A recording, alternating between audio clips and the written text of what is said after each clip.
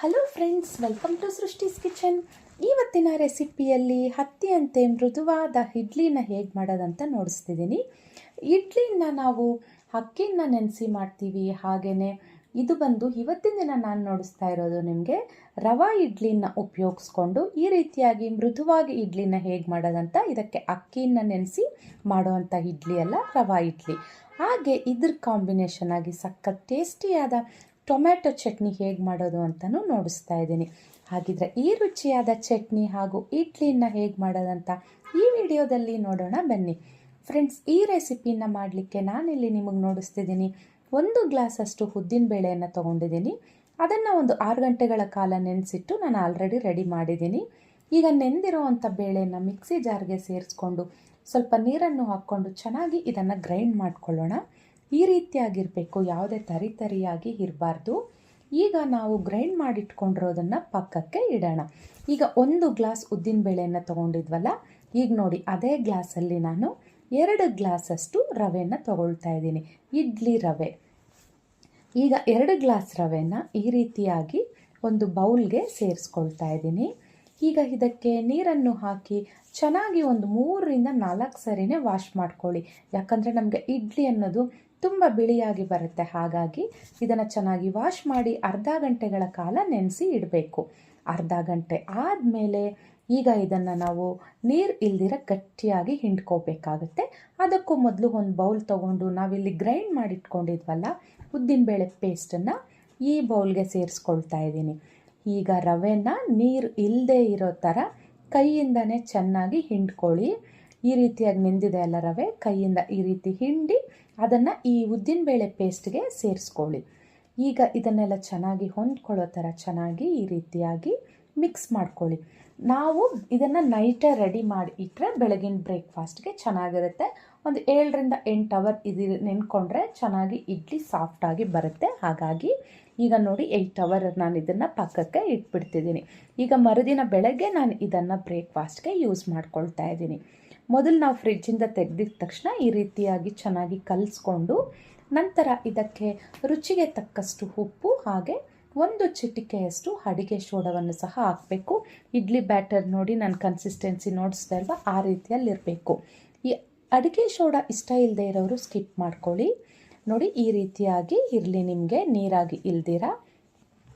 ಉಪ್ಪು ಹಾಗೆ ಸೋಡವನ್ನು ಹಾಕಿ ಕಲಸಿದ ನಂತರ ಒಂದು 10 ನಿಮಿಷ ಪಕ್ಕಕ್ಕಿಟ್ಟು ನಂತರ ಇದನ್ನು ಈ ರೀತಿಯಾಗಿ ಇಡ್ಲಿ ಪ್ಲೇಟ್ಗೆ ಹಾಕ್ಕೋಬೇಕು. ಮೊದಲಿಗೆ ಇಲ್ಲಿ ಸ್ವಲ್ಪ ಎಣ್ಣೆಯನ್ನು ಸವರ್ಕೊಳ್ತಿದ್ದೀನಿ ನೋಡಿ ಇಡ್ಲಿ ಪ್ಲೇಟ್ಗೆಲ್ಲ. ಈಗ ಇದಕ್ಕೆ ನಾವು ಇಡ್ಲಿ ಹಿಟ್ಟನ್ನು ಹಾಕ್ಕೊಳ್ಳೋಣ. ಇನ್ನೊಂದು ಕಡೆ ನಾನು ಇಡ್ಲಿ ಪಾತ್ರೆಯಲ್ಲಿ ನೀರನ್ನು ಇಟ್ಟು ಅದು ಸ್ವಲ್ಪ ನೀರು ಕುದೀಲಿ ಅಂತ ಸ್ಟವ್ ಮೇಲೆ ಇಟ್ಟಿದ್ದೀನಿ. ಈಗ ಈ ರೀತಿ 1 ಪ್ಲೇಟ್ಗೆ ತುಂಬಿಸ್ಕೊಂಡಿದ್ದೀನಿ. ನನ್ನ ಹತ್ರ ಇರೋ ಇಡ್ಲಿ ಪಾತ್ರೆ 2 ಪ್ಲೇಟ್ ತುಂಬುತ್ತೆ.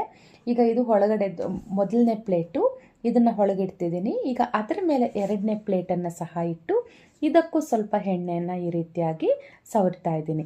ಎಣ್ಣೆಯನ್ನೆಲ್ಲ ಈ ರೀತಿ ಚೆನ್ನಾಗಿ ಸವರ್ಕೊಂಡ್ಮೇಲೆ ಇದಕ್ಕೆ ಈಗ ಇಡ್ಲಿ ಹಿಟ್ಟನ್ನು ನಾವು ಸೇರಿಸ್ಕೊಳ್ಳೋಣ. ನೋಡ್ತಿದ್ದೀರಲ್ವಾ ಎಷ್ಟು ವೈಟ್ ಕಲರಲ್ಲಿ ಬಂದಿದೆ. ರವೆಯನ್ನು ನಾವು ಸ್ವಲ್ಪ ಚೆನ್ನಾಗಿ ಒಂದು 3ರಿಂದ 4 ಸರಿ ವಾಶ್ ಮಾಡಿಕೊಂಡ್ರೆ ಈ ರೀತಿಯಾಗಿ ಇರುತ್ತೆ. ಈಗ ಇದನ್ನು ಲಿಡ್ ಕ್ಲೋಸ್ ಮಾಡಿ 12ರಿಂದ 15 ನಿಮಿಷ ಮೀಡಿಯಮ್ ಫ್ಲೇಮಲ್ಲಿ ಇಡ್ಲಿನ ಬೇಯಿಸ್ಕೊಳ್ಳೋಣ.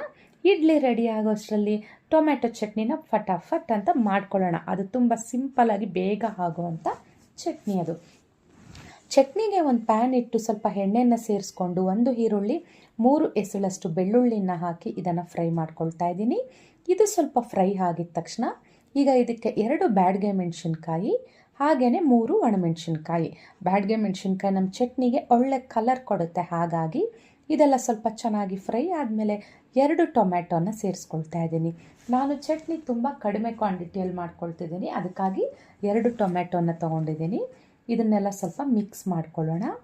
ಈಗ ಇದಕ್ಕೆ ರುಚಿಗೆ ತಕ್ಕಷ್ಟು ಉಪ್ಪನ್ನು ಸಹ ಹಾಕಿ ಲಿಡ್ ಕ್ಲೋಸ್ ಮಾಡಿ ಒಂದು 5ರಿಂದ 6 ನಿಮಿಷ ಇದನ್ನು ಸ್ವಲ್ಪ ಬೇಯಲಿಕ್ಕೆ ಬಿಡೋಣ. ನೋಡಿ ಈಗ ಸಾಫ್ಟಾಗಿ ಆಗಿದೆ ಟೊಮ್ಯಾಟೊ ಎಲ್ಲನೂ. ಇದಕ್ಕೆ ಸ್ವಲ್ಪ ಕೊತ್ತಂಬರಿ ಸೊಪ್ಪನ್ನು ಸಹ ಸೇರಿಸ್ಕೊಳ್ಳೋಣ. ತುಂಬ ಹಾಕಿದ್ರೆ ಚಟ್ನಿ ಗ್ರೀನ್ ಕಲರ್ ಬರುತ್ತೆ. ಹಾಗಾಗಿ ಸ್ವಲ್ಪ ಹಾಕ್ಕೊಳ್ಳಿ, ಆ ಫ್ಲೇವರ್ ಆ್ಯಡ್ ಆಗಬೇಕು ಕೊತ್ತಂಬರಿ ಸೊಪ್ಪದು. ಅದಕ್ಕಾಗಿ ಅದು ತಣ್ಣಗಾದಮೇಲೆ ಮಿಕ್ಸಿ ಜಾರ್ಗೆ ಸೇರಿಸ್ಕೊಂಡು ಇದನ್ನು ಗ್ರೈಂಡ್ ಮಾಡ್ಕೊಳ್ಳೋದು. ಇಷ್ಟೇ, ಈ ಚಟ್ನಿ ತುಂಬ ಸಿಂಪಲ್ ಆಗಿರುತ್ತೆ. ಇಡ್ಲಿಗಂತೂ ಸೂಪರ್ ಕಾಂಬಿನೇಷನ್ ಇದು. ಈಗ ಬಟ್ಲಿಗೆ ತಗೊಂಡು ಇದಕ್ಕೊಂದು ಒಗ್ಗರಣೆ ಕೊಟ್ಕೊಂಡ್ರೆ ಚಟ್ನಿ ಇಲ್ಲಿ ನಮಗೆ ರೆಡಿ ಆಯಿತು. ಈಗ ನೋಡಿ ಇಡ್ಲಿನೂ ನಮಗೆ ಇಲ್ಲಿ ಬೆಂದಿದೆ. ನಾನಿಲ್ಲಿ ಓಪನ್ ಮಾಡಿ ನೋಡಿಸ್ತಾ ಇದ್ದೀನಿ. ಓಪನ್ ಮಾಡಿದ ತಕ್ಷಣ ಇಡ್ಲಿನ ತೆಗಿಬಾರ್ದು ಯಾವತ್ತೇ ಆಗಲಿ. 1-2 ನಿಮಿಷ ನಾವು ಟೈಮ್ ಬಿಟ್ಟು ನಂತರ ಈ ರೀತಿಯಾಗಿ ಇಡ್ಲಿನ ತಗೋಬೇಕು. ನೋಡಿ ಫ್ರೆಂಡ್ಸ್, ಸಾಫ್ಟಾಗಿ ಇಡ್ಲಿ ನಮಗೆ ಇಲ್ಲಿ ರೆಡಿ ಆಯಿತು. ಚಟ್ನಿನೂ ರೆಡಿ ಆಯಿತು.